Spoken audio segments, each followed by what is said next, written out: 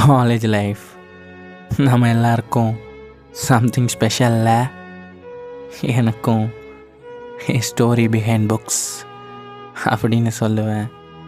ஏன்னா ஒரு class room, சொல்ல முடியாத அந்த நினைவுகள், நட்பு, காதல், சிரிப்பு, அழுகை, வெக்கம், வேடிக்கை,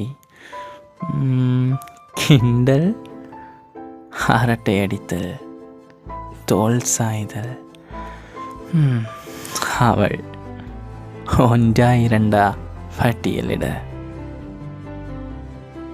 நான் என்னோடய காலேஜ் லைஃப்பில் கடைசி ஸ்டேஷனில் இருக்கேன். இதுக்கு மேலே இந்த ட்ரெயின் மூவ் ஆகாதுன்னு நினைக்கும்போது கொஞ்சம் கஷ்டமாக இருக்குது.